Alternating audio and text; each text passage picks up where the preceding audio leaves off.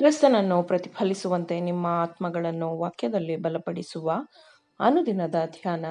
ಇಂದಿನ ಧ್ಯಾನದ ಶೀರ್ಷಿಕೆ, ಹೆತ್ತವರು ತಮ್ಮ ಮಕ್ಕಳಿಗೆ ಸಮಾಲೋಚನೆಗಳನ್ನು ನೀಡಬೇಕು. ಈ ದಿನದ ದೇವರ ವಾಕ್ಯ, ಮಗನೇ, ಪಾಪಿಗಳು ದುಷ್ಪ್ರೇರಣೆಯನ್ನು ಮಾಡಿದರೆ ನೀನು ಒಪ್ಪಲೇಬೇಡ. ಜ್ಞಾನೋಕ್ತಿಗಳು 1ನೇ ಅಧ್ಯಾಯ 10ನೇ ವಚನ.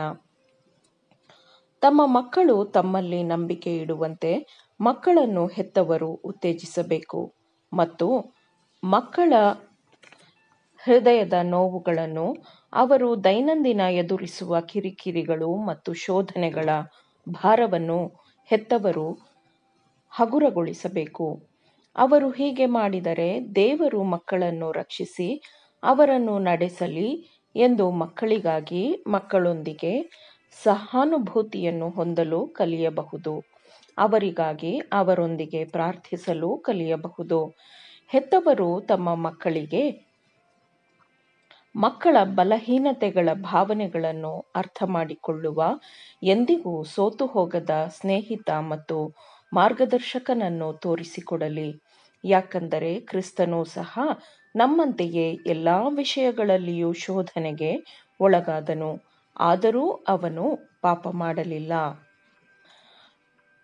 ತಮ್ಮ ತಂದೆ ತಾಯಿಯ ಜೊತೆ ಹೊಂದಾಣಿಕೆಯಲ್ಲಿ ಅಧೀನದಲ್ಲಿ ಇರಬೇಕಾದ ಮಕ್ಕಳನ್ನು ಸೈತಾನನು ತಮ್ಮ ಅನುಭವವಿಲ್ಲದ ಜೊತೆ ಯುವಕರೊಂದಿಗೆ ನಿಕಟವಾದ ಸ್ನೇಹವನ್ನು ಬೆಳೆಸಿಕೊಳ್ಳುವಂತೆ ಪ್ರಚೋದಿಸುತ್ತಾನೆ.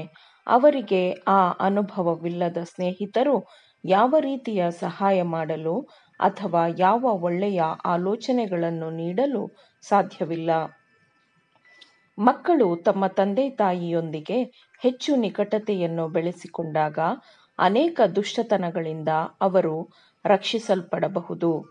ತಮ್ಮ ಮಕ್ಕಳು ತಮ್ಮ ಜೊತೆ ಮುಕ್ತವಾಗಿ ಎಲ್ಲವನ್ನೂ ಹೇಳಿಕೊಳ್ಳುವಂತೆಯೂ, ಅವರು ತಮ್ಮ ಕಷ್ಟಗಳನ್ನು ತಂದೆ ತಾಯಿಯಾದ ನಿಮ್ಮ ಹತ್ತಿರಕ್ಕೆ ಬಂದು ಹೇಳುವಂತೆಯೂ ಮತ್ತು ಯಾವ ಕೆಲಸವನ್ನು ಮಾಡಬೇಕು, ಯಾವುದು ಸರಿಯಾದದ್ದು ಎಂಬ ಗೊಂದಲಗಳು ಅವರಲ್ಲಿ ಉಂಟಾದಾಗ ಅವರು ತಮ್ಮ ಅನಿಸಿಕೆಗಳೊಂದಿಗೆ ನಿಮ್ಮ ಹತ್ತಿರ ಬಂದು ನಿಮ್ಮ ಸಲಹೆಗಳನ್ನು ಅವರು ಕೇಳುವಂತೆ ತಂದೆ ತಾಯಿಯಾದ ನೀವು ಮಕ್ಕಳನ್ನು ಉತ್ತೇಜಿಸಬೇಕು.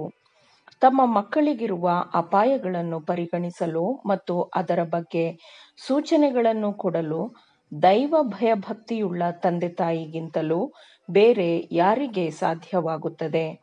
ತಮಗೂ ತಮ್ಮ ಮಕ್ಕಳಿಗೂ ಉಂಟಾಗುವ ವಿಶಿಷ್ಟವಾದ ಭಾವೋದ್ವೇಗಗಳನ್ನು ಯಾರು ಸರಿಯಾಗಿ ಅರ್ಥ ಮಾಡಿಕೊಳ್ಳಬಹುದು? ತನ್ನ ಮಕ್ಕಳು ಶಿಶುವಾಗಿರುವಾಗಿನಿಂದಲೂ ತನ್ನ ಮಕ್ಕಳ ಮನಸ್ಸಿನ ಪ್ರತಿಯೊಂದು ತಿರುವನ್ನು ಗಮನಿಸುವ ಮತ್ತು ಮಗುವಿನ ಸ್ವಭಾವಗಳ ಪರಿಚಯವಿರುವ ತಾಯಿಯು ಮಾತ್ರ ತನ್ನ ಮಕ್ಕಳಿಗೆ ಉತ್ತಮವಾದ ಸಲಹೆ ನೀಡಲು ಸಿದ್ಧಳಾಗಿರುತ್ತಾಳೆ.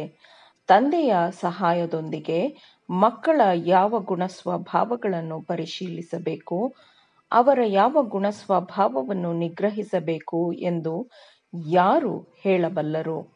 ಕ್ರೈಸ್ತರಾಗಿರುವ ಮಕ್ಕಳು ಪ್ರತಿಯೊಂದು ಲೌಕಿಕ ಆಶೀರ್ವಾದಕ್ಕಿಂತ ತಮ್ಮ ದೇವಭಯವುಳ್ಳ ತಂದೆ ತಾಯಿಯ ಪ್ರೀತಿ ಮತ್ತು ಮೆಚ್ಚುಗೆ ಅನುಮೋದನೆಗಳನ್ನು ಇಷ್ಟಪಡುತ್ತಾರೆ. ಅವರು ತಮ್ಮ ಹೆತ್ತವರನ್ನು ಪ್ರೀತಿಸುತ್ತಾರೆ ಮತ್ತು ಗೌರವಿಸುತ್ತಾರೆ. ಇದು ಅವರ ಪ್ರಮುಖವಾದ ಅಧ್ಯಯನಗಳಲ್ಲಿ ಒಂದಾಗಿರಬೇಕು. ನಾನು ನನ್ನ ಹೆತ್ತವರನ್ನು ಹೇಗೆ ಸಂತೋಷಪಡಿಸಬಹುದು ಎಂಬುದು ಅವರ ಪ್ರಮುಖ ವಿಷಯವಾಗಿರಬೇಕು. ಸರಿಯಾದ ಶಿಸ್ತಿನ ಪಾಠಗಳನ್ನು, ಸರಿಯಾದ ಆಲೋಚನೆಗಳನ್ನು ಹೊಂದಿಕೊಳ್ಳದ ಮಕ್ಕಳು ತಮ್ಮ ತಾಯಿಯ ಕಡೆಗೆ ತಮಗಿರಬೇಕಾದ ಕರ್ತವ್ಯಗಳ ಬಗ್ಗೆ ಸ್ವಲ್ಪವೇ ಅರ್ಥಮಾಡಿಕೊಂಡಿರುತ್ತಾರೆ. ಶತ್ರುವು ಸೂಚಿಸುವ ಪ್ರತಿಯೊಂದು ಶೋಧನೆಗೆ ಕಿವಿಗೊಡಲು ಸಕ್ರಿಯವಾದ ಕೈಗಳು ಮತ್ತು ಮನಸ್ಸುಗಳಿಗೆ ಸಮಯ ಸಿಗುವುದಿಲ್ಲ. ಆದರೆ ಸೋಮಾರಿಯಾದ ಕೈಗಳು ಮತ್ತು ಮನಸ್ಸುಗಳು ಸೈತಾನನಿಂದ ನಿಯಂತ್ರಿಸಲ್ಪಡಲು ಸಿದ್ಧವಿರುತ್ತದೆ. ಈ ಕಾರಣಕ್ಕಾಗಿ ಹೆತ್ತವರು ತಮ್ಮ ಮಕ್ಕಳಿಗೆ ಸೋಮಾರಿತನವು ಪಾಪ ಎಂದು ಕಲಿಸಿಕೊಡಬೇಕು. ಕರ್ತನು ತಾನು ವಿಮೋಚಿಸಿರುವ ಕುಟುಂಬದಿಂದ ಪರಿಪೂರ್ಣತೆಯನ್ನು ಬಯಸುತ್ತಾನೆ. ಗುಣಸ್ವಭಾವದ ಅಭಿವೃದ್ಧಿಯಲ್ಲಿ ಪರಿಪೂರ್ಣತೆಗಾಗಿ ಆತನು ಕರೆ ಕೊಡುತ್ತಾನೆ. ತಂದೆ ತಾಯಿಯು ಮಕ್ಕಳು ದೇವರೊಂದಿಗೆ ಸಹಕರಿಸಲಿ ಎಂದು ಮಕ್ಕಳಿಗೆ ತರಬೇತಿ ನೀಡುವ ಅತ್ಯುತ್ತಮ ವಿಧಾನಗಳನ್ನು ವಿಶೇಷವಾಗಿ ಅರ್ಥಮಾಡಿಕೊಳ್ಳಬೇಕು. ಸ್ತ್ರೀ ಪುರುಷರು, ಮಕ್ಕಳು, ಯುವಕರು ಮನೆಯ ಜೀವನದಲ್ಲಿ ತಮ್ಮನ್ನು ತಾವು ಹೇಗೆ ಪ್ರಕಟಪಡಿಸಿಕೊಳ್ಳುತ್ತಾರೋ ಅದರ ಪ್ರಕಾರ ಪರಲೋಕದ ಮಾನದಂಡಗಳ ಮಾಪಕದಲ್ಲಿ ಅವರನ್ನು ಅಳೆಯಲಾಗುತ್ತದೆ. ಮನೆಯಲ್ಲಿ ಕ್ರೈಸ್ತನಾದವನು ಎಲ್ಲೆಡೆಯೂ ಕ್ರೈಸ್ತನೇ ಆಗಿರುತ್ತಾನೆ. ಮನೆಯಲ್ಲಿ ರೂಢಿಯಲ್ಲಿರುವ ನಿಜವಾದ ಧರ್ಮವು ಅಳೆಯಲಾಗದ ಪ್ರಭಾವವನ್ನು ಬೀರುತ್ತದೆ. ಆಮೇನ್. ದೇವರ ವಾಕ್ಯಗಳನ್ನು ಶ್ರದ್ಧೆಯಿಂದ ಆಲಿಸುವವರು ಮಾತ್ರವೇ ಆಗಿರದೆ ಪಾಲಿಸುವವರೂ ಆಗಬೇಕೆಂದು ನಿಮ್ಮನ್ನು ಉತ್ತೇಜಿಸುತ್ತೇನೆ. ಪರಿಶುದ್ಧಾತ್ಮನ ಸಹಾಯದಿಂದ ಆಲಿಸಿದ ನಿಮ್ಮೆಲ್ಲರಿಗೂ ಧನ್ಯವಾದಗಳು. ಮತ್ತೆ ದೈನಂದಿನ ಧ್ಯಾನಕ್ಕಾಗಿ ನಾಳೆ ಸಂಧಿಸೋಣ. ಆಮೇನ್.